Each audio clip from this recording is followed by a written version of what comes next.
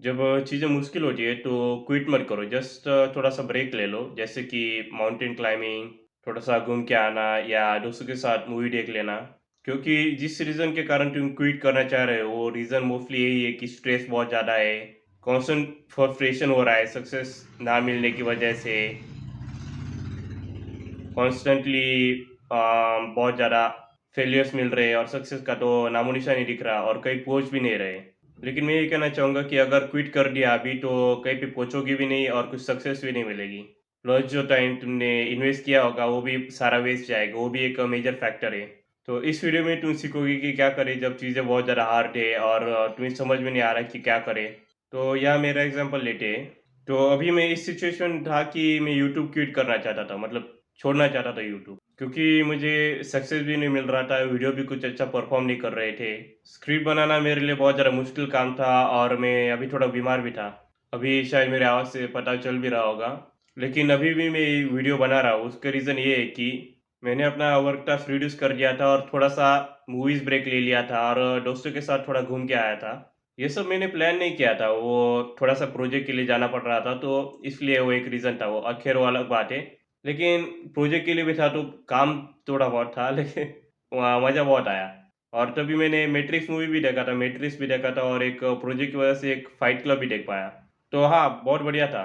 Movies भी और break भी जो मिला अभी इतने ज़्यादा काम से। और इससे मुझे ये फ़ायदा मिला कि अभी जो ट्रैक पे मैं वापस आ गया, मतलब जो पटरी से ऐसा जा रहे थे, या मान लो कि अभी जाना है नागपुर चले जा रहे थे पुणे, अभी पटरी पे वापस आ गए। और अभी ये सारी चीज़ें जो यूट्यूब प्लस जॉब को अप्लाई करना, प्लस कॉलेज का भी एग्ज़ाम आने वाला है उसकी तैयारी करना, प्लस असाइनमेंट, प्लस प्रोजेक्ट, ये सब करने की मतलब एनर्जी वापस आ गई। तो कंक्लूजन यही निकलता है कि कोई अच्छा-सा ब्रेक और रिवॉर्ड सिस्टम बहुत ज़्यादा इम्पोर्टेंट है। तो रिवॉर्ड सिस्टम से मेरा मतलब ये है कि जब तुमने कोई भी वीडियो गेम खेला होगा जैसे मारियो या जीटीए, तो सभी वीडियो गेम्स में एक रिवॉर्ड सिस्टम होता है कि कोई एक टास्क है उसे कंप्लीट किया, कोई मिशन है उसे कंप्लीट किया और एक रिवॉर्ड मिला। तो ये जो रिवॉर्ड है तुम्हें मोटिवेशन देता है और टास्क और मिशन और ज़रा मुश्किल चीज़ें करने के लिए, और तुम करते हो और फिर और रिवॉर्ड मिलता है। तो यही सेम सिस्टम जो है वो कॉन्ट्रैक्टर्स में भी है, फ्रीलांसर्स में भी है, जॉब्स में भी है और इवन मिलिट्री में भी है। जैसे कि कॉन्ट्रैक्टर्स में कॉन्ट्रैक्टर को एक इंसेंटिव होता है कि अगर वो जल्दी काम करेगा, तो उससे कुछ एक्स्ट्रा पैसा मिलता है। जैसे कि 3 महीने पहले काम किया तो इतना एक्स्ट्रा मिलेगा, ऐसा मतलब लिमिट होता है उसका भी। फ्रीलांसिंग में भी होता है और जॉब्स में भी प्रमोशन मिलता है। अगर बढ़िया परफॉर्मेंस दिया, मिलिट्री में मेडल्स मिलते हैं, अच्छा परफॉर्मेंस दिया उसका। और बहुत ज़्यादा मुश्किल टास्क किया, जैसे कि कोई आर्मी में है तो उसे पता होगा कि एक मेडल सिस्टम होता है कि अ, उस मेडल का मतलब होता है कि तुमने कुछ अचीव किया है। तो यही सेम सिस्टम जो वीडियो गेम्स का यहाँ पे भी है। और इवन स्कूल्स में और कॉलेजेस में भी है। स्कूल्स में ये सिस्टम ग्रेड्स में है, जैसे A grade, B grade, C grade. और कॉलेजेस में ये होता है परसेंटेज 65%, 95%, 99.99%। पता नहीं 100 कभी तो अभी तक क्यों नहीं दिखा। तो ख़ैर मेरा तुमसे क्वेश्चन ये है कि ये सिस्टम तुम्हारे लाइफ़ में क्यों नहीं है?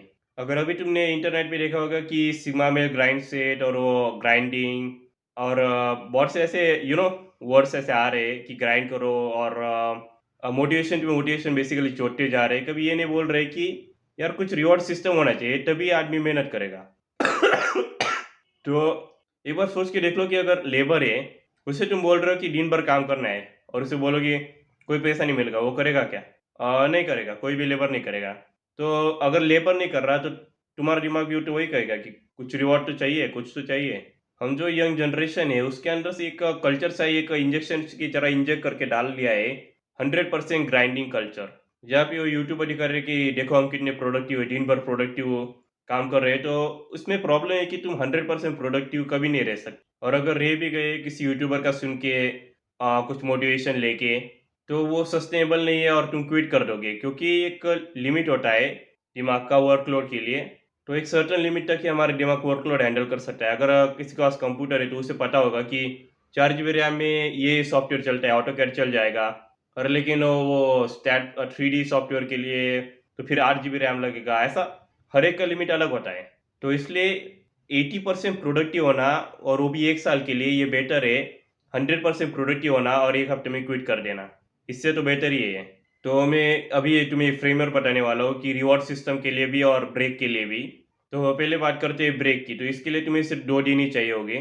तो बात करते हैं कि इस ब्रेक में तुम्हें क्या करना है। तो सबसे पहले कि अपने घर पे बिल्कुल भी नहीं रहना है। मतलब घर पे रह के वो टाइम पास यूट्यूब वीडियो वो सब नहीं देखने, कोई काम भी नहीं करना है। कोई भी वर्क रिलेटेड या स्टडी रिलेटेड वर्क, जैसे कि किताब-विताब पढ़ना और वो सब। इंस्टेड थोड़ा-सा सा शहर घूम के आओ अपने दोस्तों के साथ प्रेफरेबली। माउंटेन ट्रैकिंग कर सकते हो या जाके कोई मूवी भी देख सकते हो। तो बेसिकली एनीथिंग कि जो तुम्हें घर के बाहर लेके जाए, और प्रेफरेबली तुम अपने दोस्तों के साथ करो। तो ये क्या करता है कि तुम्हारे दिमाग की जो सीपीयू की कैश मेमोरी है उसे क्लीन करता है। जिसको कैश मेमोरी के बारे में पता है, उसे समझ में आ रहा है कि मैं क्या बोल रहा हूँ। लेकिन जिसे नहीं पता तो वो ऐसे इमेजिन कर लो कि एक लैपटॉप या मोबाइल है जिसे कि रीस्टार्ट किया है। तुम्हारे पीसी या मोबाइल के अंदर बहुत से ऐसे प्रोसेस होती है कि जो ऑनगोइंग रहती है, चालू रहती है। तो जब तुम उसे रीस्टार्ट करते हो स्विच ऑफ करके स्विच ऑन, तो सारी की सारी प्रोसेसेज है वो इरेज़ हो जाती है और तुम्हारा कंप्यूटर या मोबाइल नया हो जाता है और फिर से एक हेल्दी वर्किंग कंडीशन में आ जाता है। जस्ट लाइक कि तुम अपने कंप्यूटर को 3 महीने लगातार रन तो नहीं करोगे, वैसे ही तुम्हें अपने दिमाग को भी थोड़ा-सा रीस्टार्ट करना है।